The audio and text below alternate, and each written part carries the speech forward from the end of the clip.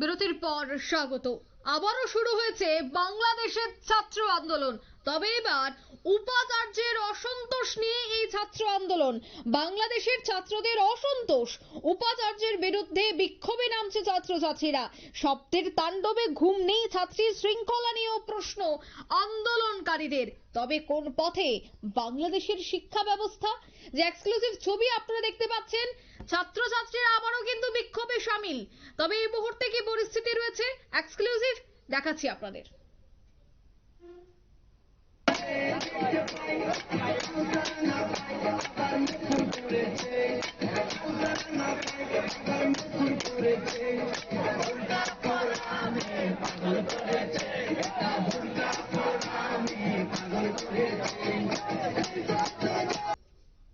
আপনারা শুনলেন এই মুহূর্তে কি অবস্থা রয়েছে।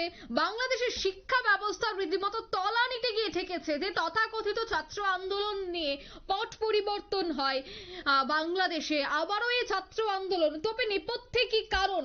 কতটা শিক্ষা ব্যবস্থা ভালো রয়েছে বাংলাদেশে, নাকি একেবারেই তলানিতে গিয়ে ঠেকেছে? বিস্তারিত জানবো। টেলিফোন লাইনে যুক্ত হয়ে গেছে প্রতিনিধি শতাব্দী দেবনাথ। শতাব্দী, কি জানতে পারছো?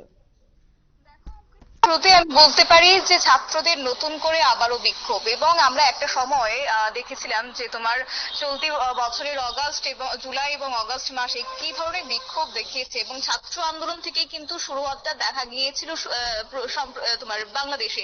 সেই জায়গায় দাঁড়িয়ে আজকের দিনে এক প্রকার বিক্ষোভ, এবং সেক্ষেত্রে সেই বিক্ষোভ থামতে না থামতেই কার্যত আরো একবার যেন লক্ষ্য করা যাচ্ছে। এবার হচ্ছে মূলত তোমার বাংলাদেশের ছাত্রদের অসন্তোষ, এবং তাদের যেটা অভিযোগ করছেন যে তাদের শব্দের তাণ্ডবে তারা ঘুমোতে পারছেন না, এবং তারা যেখানে তোমার ছাত্রাবাস রয়েছে সেই ছাত্রাবাসের রীতিমতো তোমার তারা শব্দের সাউন্ড তারা প্রত্যেকদিন রাতে পাচ্ছেন, এবং যার ফলে তাদের তোমার পড়াশোনার ক্ষেত্রে ব্যাঘাত ঘটছে, এবং শৃঙ্খলা নিয়েও রীতিমতো তোমার শৃঙ্খলা নিয়ে প্রশ্ন তুলে কার্যত আন্দোলনকারীদের আজকের এই বিক্ষোভ।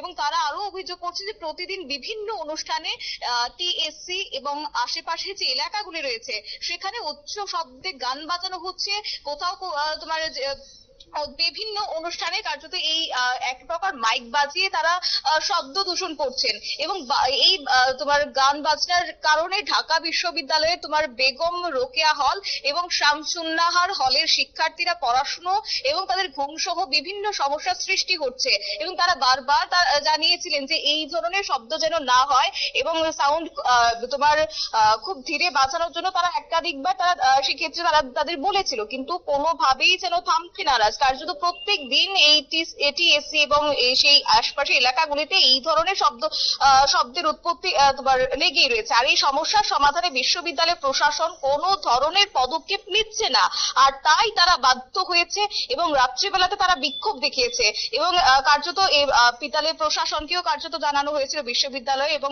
তারা যেহেতু পদক্ষেপ গ্রহণ করছে না সেই জায়গায় দাঁড়িয়ে দুই হলের বিশ্ববিদ্যালয়ের অন্য শিক্ষার্থীরা উপাচার্যের বাসভবনের সামনে সাউন্ড বক্স এবার তারা লাগিয়েছেন। অর্থাৎ তোমার সাউন্ড বক্স বাজিয়ে অভিনব কায়দায় তারা এবার প্রতিবাদে সামিল হয়েছেন। কেননা সেক্ষেত্রে মুখের কথাই যদি না হয় তাহলে এবার তাদেরকেও পথে নামতে হবে, এটা তারা নিশ্চিতভাবে ভেবে নিয়েছে। এবং শনিবার কার্যত দিবাগত রাতে তারা উপাচার্যের বাসভবনের সামনে যায়, এবং সেখানে গিয়ে অভিনব কায়দায় তারা প্রতিবাদ জানিয়েছেন।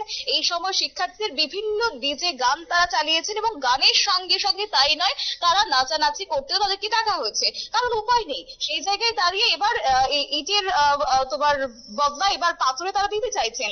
আর এর আগে রোকেয়া এবং শামসুন্নাহ হলের একদল শিক্ষার্থী মিছিল নিয়ে ক্যাম্পাসে উপাচার্যের বাসভবনে জড়ো হয়েছে শুরুতে, এবং নারী শিক্ষার্থীদের প্রতিবাদের ব্যতিক্রমে এই কর্মসূচিতে বিদ্যালয়ের ছাত্ররাও কার্যত গতকাল রাতে উপস্থিত ছিলেন।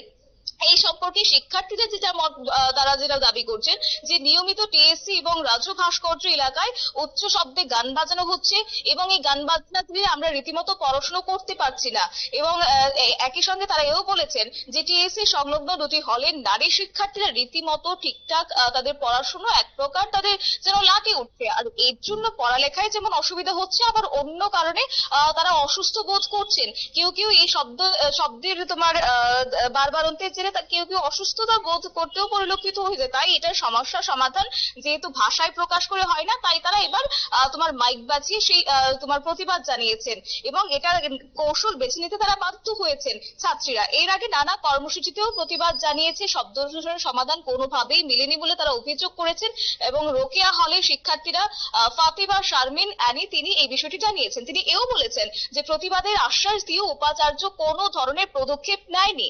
আমাদের হলের শিক্ষার্থীরা ঘুমোতে পারে না, যারা অসুস্থ তারা একবারে ভোগান্তি এবং একই সঙ্গে ভোগান্তি যেন তাদের বাড়ছে, অথচ কোনো ব্যবস্থায় কার্যত নিচ্ছে না উপাচার্য। তাই তারা বাধ্য হয়েছেন এবং কার্যত তারা বলছেন যে আমরা যেহেতু ঘুমোতে পারছি না, আমরা যেহেতু পড়াশোনা করতে পারছি না, সেই জায়গায় তাদেরও এবার আমরা ঘুম কেড়ে নেব। একদিকে যখন বৈষম্য বিরোধী ছাত্র আন্দোলন তোমার সাম্প্রতিক সময়ে লক্ষ্য করা গেছে, সেই ছাত্র আন্দোলনের সমন্বয়ক এবং সমাজ বিজ্ঞান বিভাগের শিক্ষার্থী মহিমউদ্দিন মোহাম্মদ সংবাদ মাধ্যমকেও বলেছেন যে প্রশাসনকে অবশ্যই এই সমস্যা সমাধান করতে হবে। ক্যাম্পাসের আবাসিক হল এবং একাধিক ভবন এলাকায় যেন কোনোভাবে উচ্চ স্বরে যেন মাইক বাজানো না হয়। আর এই যে সম্প্রতি সময়ে মাইক বাজানো হচ্ছে বা বক্স বাজানো হচ্ছে এবং তাণ্ডব লীলা যেটা চলছে সেটা অবিলম্বে বন্ধ করতে হবে, নয়তোবা আগামী দিনে তারা আরো শক্তভাবে প্রতিবাদ করতে সামিল হবে। এবং আজকে তাদের যে হুঙ্কার দেওয়া, তাদের যে দাবি দাওয়াটা তুলে ধরা শুধুমাত্র তাদের এই যে শব্দবাজির উৎপত্তির জেরে, সেই জায়গায় দাঁড়িয়ে প্রশাসনও কোনো ব্যবস্থা গ্রহণ করছে না। তবে হ্যাঁ, আগামী দিনে এই বিষয়গুলির দিকে যদি নজর না দেয় তাহলে কিন্তু সেই যে আমরা ছাত্র আন্দোলন দেখেছিলাম একটা বড় আকার ধারণ করেছে এবং সেই ছাত্র আন্দোলনের ছবি এবং গতকাল রাতের যে ছাত্র বিক্ষোভ সেটাও কিন্তু তীব্রতর আকার ধারণ করতে পারে বলেই কিন্তু মনে করছেন ওয়াকিবহাল মহল। অঙ্কিতা, ধন্যবাদ শতাব্দী। অর্থাৎ পথে এই মুহূর্তে কিন্তু পথে রয়েছে বাংলাদেশের শিক্ষা ব্যবস্থা, কারণ একেবারে তাণ্ডব লীলা, সাউন্ড বক্স বাজিয়ে সেখানে বিক্ষোভ চলছে, গান লাগিয়ে সেখানে বিক্ষোভ চলছে। অর্থাৎ ছাত্র আন্দোলন যেন একটা রীতিমতো রেওয়াজ নিয়মে পরিণত হয়েছে বাংলাদেশে। যে কোনো কিছুই হোক, ছাত্র আন্দোলন চলে, মাঠে ময়দানে নেমে রাস্তায় নেমে এই ছাত্র আন্দোলন। আর এই ছাত্র আন্দোলন যে এখন নিয়মে পরিণত হয়েছে, আর ইউনূস সরকার অন্যদিকে এই যে ছাত্র আন্দোলনকে রীতিমতো থামাতে বা যারা শিক্ষা দপ্তরের আধিকারিকরা রয়েছেন তারা যে এই ছাত্র আন্দোলনকে থামাতে এখনো পর্যন্ত ব্যর্থ, তা কিন্তু বারবার প্রকাশ্যে আসছে। নিয়ে নিচ্ছে ছোট্ট একটি বিজ্ঞাপন বিরতি, সঙ্গে থাকুন।